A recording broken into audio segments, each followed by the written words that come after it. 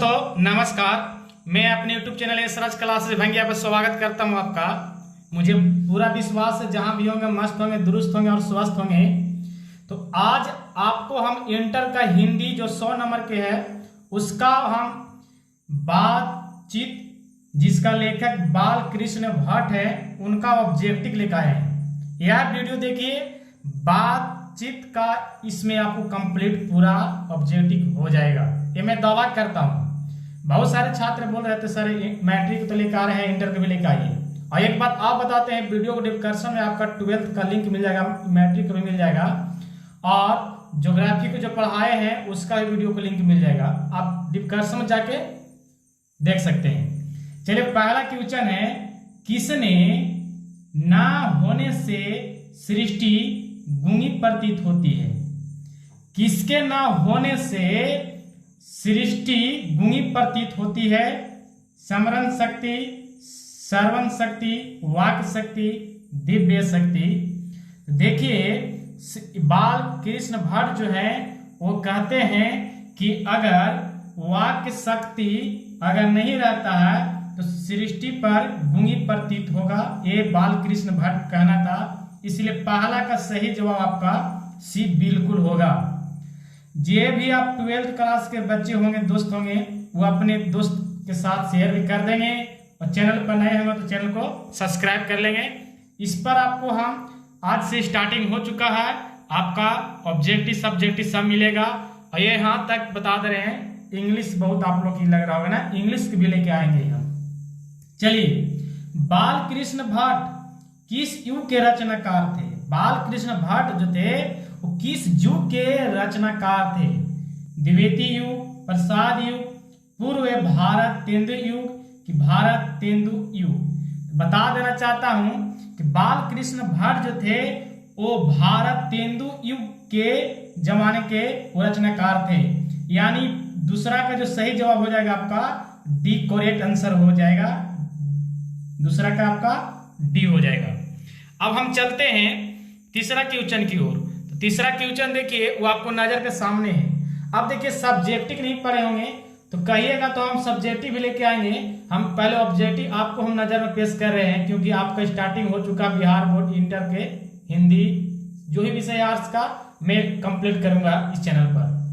चलिए, निम्नलिखित में से कौन सी रचना बाल कृष्ण भट्ट द्वारा रचित नहीं है? नहीं है यानी 4 ऑप्शन में आपका 3 होगा, और एक ऐसा जो होगा वो बाल कृष्ण भट्ट का रचित नहीं होगा।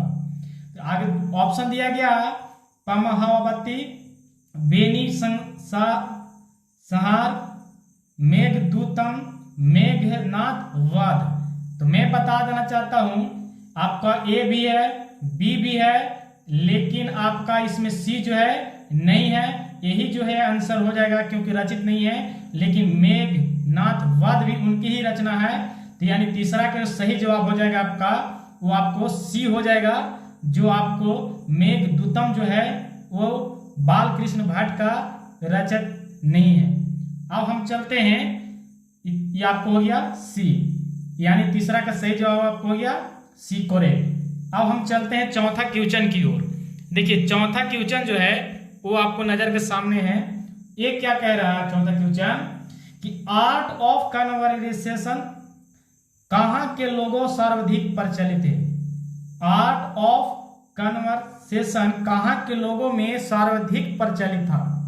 भारत के लोगों के, यूरोप के लोगों के, अफ्रीका के कि कनाडा के? तो जब बातचीत आप नहीं पढ़े होंगे तो जिन जो पढ़े होंगे समझ में आ रहा होगा ऑब्जेक्टिव, क्योंकि पहले सब्जेक्टिव जाना जरूरी है। कोशिश करेंगे आप ऑब्जेक्टिव लाने से पहले हम सब्जेक्टिव ला के आएंगे। देखिए, ये कहां के लोग सर्वाधिक प्रचलित था आर्ट ऑफ कन्वर्सेशन? तो मैं बता देना चाहता हूं, ये प्रचलित था उन देश के लोगों को जो आपका कहां के थे, वो थे यूरोप के। यूरोप के लोगों में ज्यादा आर्ट ऑफ कन्वर्सेशन वहां के लोगों से ज्यादा आपको प्रचलित था। इसीलिए चौथा का जो सही जवाब हो जाएगा आपका बी हो जाएगा करेक्ट। अब हम चलते हैं, चौथा हो गया पांचवा क्वेश्चन की ओर। तो पांचवा क्वेश्चन है, आप देखिए पांचवा क्वेश्चन, 100 अजान 100 जान उपन्यास के लेखक कौन है? रघुवीर सहाय, जयप्रकाश नारायण, बालकृष्ण भट्ट, मोहन राकेश। देखिए अभी तो पूरा लेसन पढ़े नहीं किताब को, फिर भी मोहन राकेश सिपाही कमा के या बालकृष्ण भट्ट बातचीत के है। तो इनका उपन्यास अगर याद होगा तो आपको मालूम होना चाहिए 100 आजान एक सुजान उपन्यास जो है ये बालकृष्ण भट्ट का ही है। यानी पंचवा का जो सही जवाब हो जाएगा आपको सी हो जाएगा करेक्ट, पंचवा का सी हो जाएगा। 100 आजान एक सुजान ये बालकृष्ण भट्ट का ही है, यानी पंचवा का सही जवाब हो गया सी हो गया। अब हम चलते हैं छठा क्वेश्चन को, समय नहीं गवाते हुए। तो छठा क्वेश्चन देखिए वो नजर के सामने है। बोलने से मनुष्य का रूप का साक्षात्कार होता है, किसने कहा था? बेन जॉनसन, मार्क जॉनसन, नील जॉनसन, लिंग जॉनसन। तो एक कहते यही बेन जॉनसन तो है जो पहले में ऑप्शन दिया गया है, यही कहते थे कि बोलने से मनुष्य का रूप का जो है साक्षात्कार होता है। इसीलिए छठा का जो सही जवाब आपको हो गया करेक्ट, आपका ए हो जाएगा ऑप्शन के अनुसार। वैसे भी कुछ भी अगर ऑप्शन रहता है तो आप याद रखिएगा कि बोलने से मनुष्य का रूप जो है वो साक्षात्कार जो होता है किसने कहते हैं? तो बेन जॉनसन। जॉनसन सभी है लेकिन बेन जॉनसन याद रखिएगा। छठा का आपका ए हो गया करेक्ट आंसर। अब हम चलते हैं सातवां क्वेश्चन। तो सातवां क्वेश्चन देखिए क्या कह रहा है। बातचीत में मन किस प्रकार का होता है? देखिए बातचीत में मन जो है मन वो किस प्रकार का हो जाता है? देखिए भारी और बोझिल, भारी और स्वच्छ, मैला कुचेला, क्रोधपूर्ण। देखिए जब बातचीत जो होता है ना तो मन जो है किस प्रकार का हो जाता है? तो मन जो है हल्का और स्वच्छ हो जाता है। इसीलिए सातवां का जो सही जवाब आपको हो जाएगा बी करेक्ट आंसर, हल्का और स्वच्छ हो जाता है बातचीत से मन को। चलिए आठवां क्वेश्चन ये चलते हैं। आठवां क्वेश्चन क्या है? आठवां क्वेश्चन देखिए आपको नजर के सामने है। चलिए इनमें से कौन उपन्यास बालकृष्ण भट्ट द्वारा रचित है? देखिए ना ये हम आपको सरप्राइज क्वेश्चन छोड़ देते हैं, है ना। चलिए सरप्राइज क्वेश्चन छोड़ देते हैं, किसको बता दे ये आप यहीं पर देखिएगा 100 आजान एक सुजान, 100 आजान एक सुजान। कैसे अभी तुरंत में बता दिए। तो आठवां का आपका डी हो गया करेक्ट। यहाँ पर बाकी ऑप्शन देखने की जरूरत नहीं है क्योंकि दो ऑप्शन दिया भी नहीं है कि ए और बी होगा। 100 आजान एक सुजान उन्हीं का उपन्यास रचित है। चलिए अब हम चलते हैं नौवां क्वेश्चन की ओर। तो नौवां क्वेश्चन जो है आपको क्या कह रहा है आप देखिए।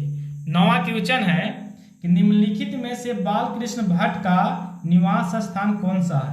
यानी बालकृष्ण भट्ट जो है कहाँ पर रहते थे, उनका निवास कहाँ था? इलाहाबाद उत्तर प्रदेश, लखनऊ उत्तर प्रदेश, मथुरा उत्तर प्रदेश, वाराणसी। सीधा बात है कि उत्तर प्रदेश तो रहेगा ही रहेगा, उत्तर प्रदेश में थे, लेकिन उनकी स्थान बताना है। तो नौवां का जो होगा इलाहाबाद में और उत्तर प्रदेश में पड़ता है इलाहाबाद, वहां नौवां का करेक्ट आंसर हो जाएगा ए। अगर पूछेगा बालकृष्ण भट्ट का निवास स्थान कहाँ था, इलाहाबाद उत्तर प्रदेश, आप नोट कर लीजिएगा दिमाग में। चलिए 10वां क्वेश्चन देखते हैं। 10वां क्वेश्चन क्या है? तो 10वां क्वेश्चन है आपका कि बालकृष्ण भट्ट ने किस पत्रिका का संपादन किया? पत्रिका न्यूज़पेपर, हुंकार, प्रदीप, आर्यावाद, पंजाब केसरी। ये 10वां क्वेश्चन है। तो देखिए बालकृष्ण भट्ट जो थे किस पत्रिका के संपादन किया था, ये किए थे। तो वो जो है वो किए थे आपका वो प्रदीप का किए थे। किसे किए थे? प्रदीप को किए थे। यानी आपका बी हो जाएगा 10वां का सही जवाब, आपका बी। बालकृष्ण जो थे वो पत्रिका प्रदीप था उसका संपादन भी किए थे। चलिए अब हम 11 क्वेश्चन से देखते हैं। 11 क्वेश्चन है, हम बताया है ना जितना भी लेकर आए हैं ना इससे हट के आपका बातचीत यानी बालकृष्ण भट्ट से आपको ज्यादा क्वेश्चन पूछेगा नहीं। आप इस खाली वीडियो को देख लीजिए और अपने दोस्तों के पास शेयर कर देंगे। और अगर हमारे चैनल पर नए हो तो चैनल से जुड़ने के लिए चैनल को सब्सक्राइब कर लीजिए और आप घंटी दबा लीजिए, जैसे हम क्वेश्चन लोड करेंगे आपको नोटिफिकेशन मिल जाएगा। बालकृष्ण भट्ट किस युग के रचनाकार हैं? ये क्वेश्चन तो दोबारा आ गया। बालकृष्ण भट्ट किस युग के रचनाकार हैं? तो भारतेंदु युग के। ये आपको बता दिए, पीछे वाला क्वेश्चन भी है, मिल रहा है सेम टू सेम। ये आपका 11 का आपका ये हो गया। चलिए 12 क्वेश्चन चलते हैं, समय नहीं गवाते। दोबारा क्वेश्चन आ गया ना, तो 12 क्वेश्चन देख लीजिए। 12 क्वेश्चन क्या है? 12 क्वेश्चन है, बातचीत के माध्यम से बाल कृष्ण भट्ट क्या बतलाना चाहते हैं? बातचीत के माध्यम से बाल कृष्ण भट्ट जो लेखक हैं क्या बताना चाहते हैं? बातचीत की शैली, भाषण की शैली, संवाद की शैली, इनमें से कोई है ही नहीं। तो 12 का जो है, बातचीत के माध्यम से बाल कृष्ण भट्ट ये बताना चाहते हैं कि आपका बातचीत का शैली कैसा है ना?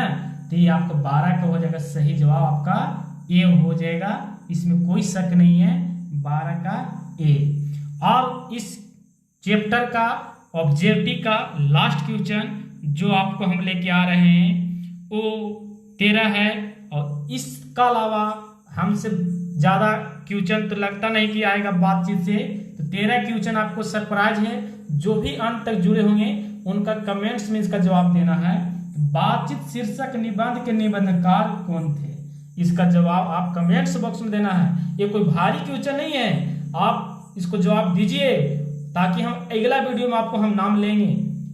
जयप्रकाश नारायण, मोहन राकेश, नामवर जी कि बाल कृष्ण भट्ट, इसका आप कमेंट्स बॉक्स में जवाब देंगे। चलिए इस वीडियो में नहीं, अगले वीडियो के लिए नोटिफिकेशन सब्सक्राइब कर लें।